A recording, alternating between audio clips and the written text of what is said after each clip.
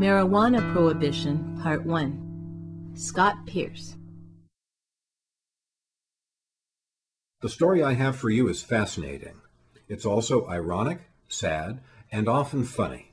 It's a story of idealism and cynicism, with threads running through some of the most important social movements of American history.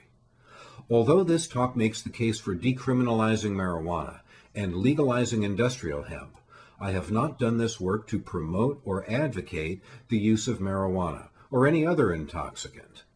I am not arguing that marijuana is harmless. I'm arguing that the drug war against marijuana is a practical and moral failure. I intend this talk to be a sober, scholarly, interesting, and intellectually honest contribution to the present public debate over drug policy.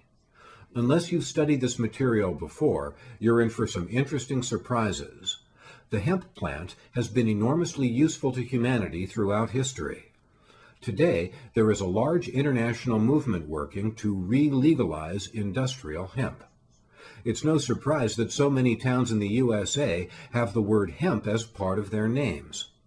Off and on, various colonial and U.S. administrations required farmers to grow the stuff. In 1705, the Loyalist Post of London was advocating that the American colonies grow more hemp. Quote, "It is a commodity of which there cannot be too much produced." Close quote. Both George Washington and Thomas Jefferson grew hemp at their estates. The history of the hemp industry was put succinctly by the U.S. Department of Agriculture in its famous 1942 movie, Hemp for Victory. Here's a quote from the movie that tells the story quite well. Quote, "For thousands of years, this plant has been grown for cordage and cloth, both in China and elsewhere in the East. For centuries prior to about 1850, all the ships that sailed the western seas were rigged with hempen rope and sails. The Conestoga wagons and prairie schooners of pioneer days were covered with hemp canvas. In those days, hemp was an important crop in Kentucky and Missouri. Then came cheaper imported fibers for cordage, like jute, sisal, and manila hemp, and the culture of hemp in America declined." Close quote. The modern hemp movement appears to be an offshoot of the movement to legalize or decriminalize the recreational use of marijuana. Jack Herer, author of The Emperor Wears No Clothes, makes a convincing case for the ecological value of this plant. Mr. Herer has been involved with the marijuana movement since at least 1972, when California had a marijuana initiative on the ballot. It makes sense that so many of the early decriminalization or legalization advocates were, to be blunt, a bunch of stoners. The industrial uses of the drug had been ended effectively by the 1937 Marijuana Tax Act. Middle-class white kids started getting arrested in large numbers for marijuana offenses in the 1960s and 1970s. Right now, the industrial hemp movement has grown far beyond its counterculture roots. It's important to remember that industrial hemp is significantly less intoxicating than marijuana grown for smoking. As society recognizes the wisdom of looking for natural substitutes for petrochemical products, increasing numbers of environmentalists and others are rediscovering the amazing potential of this plant.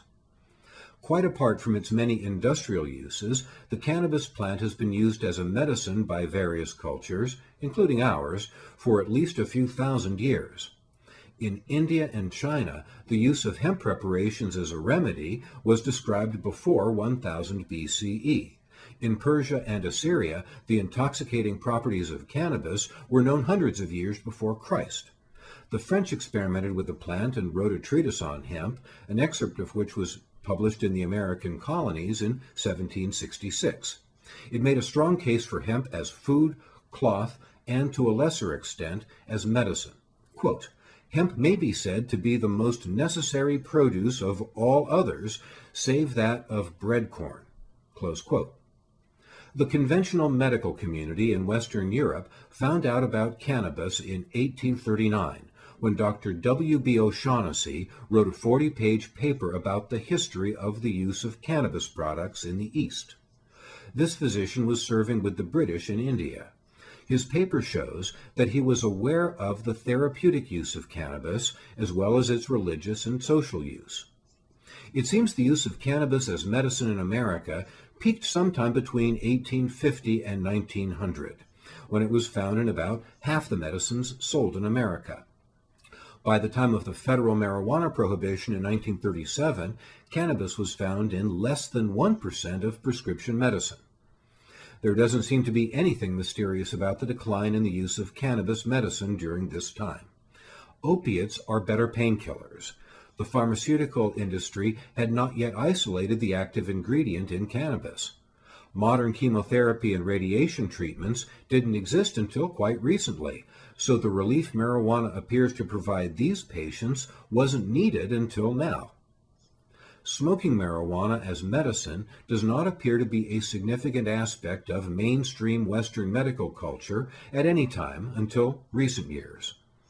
Since the 1960s, the medical community has been confronted by growing legions of patients who feel that marijuana is a safer and more effective way to treat their illnesses than more conventional modern medicines. In 1988, the Drug Enforcement Administration's own administrative law judge concluded that marijuana should be rescheduled to allow its use as medicine to treat cancer, AIDS, glaucoma, and paralysis. Medical marijuana laws are passing all over the country.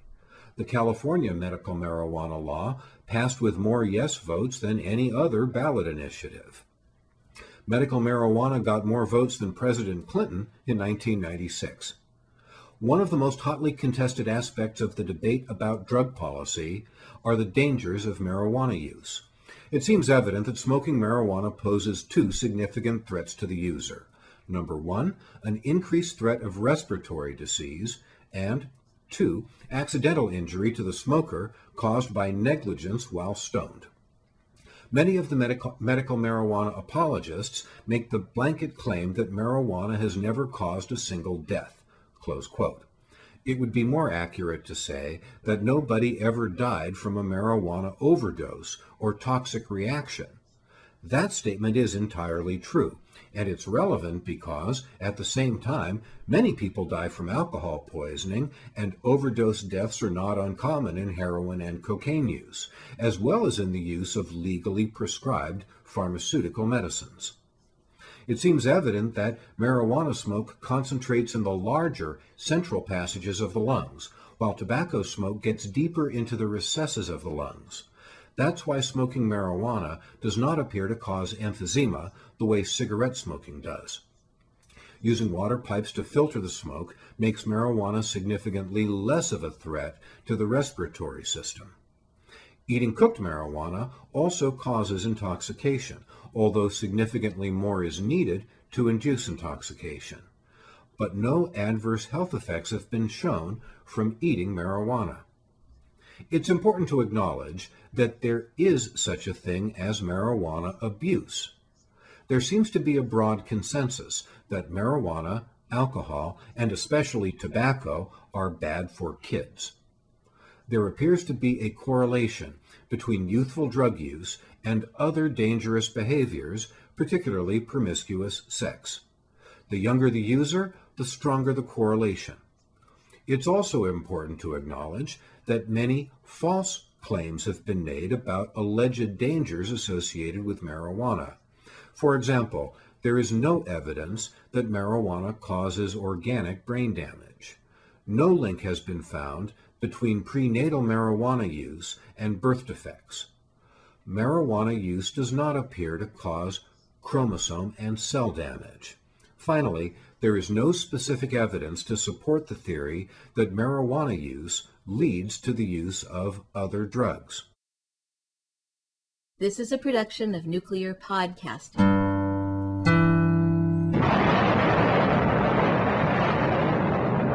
Creative Commons Attribution, Non-Commercial, No Derivatives.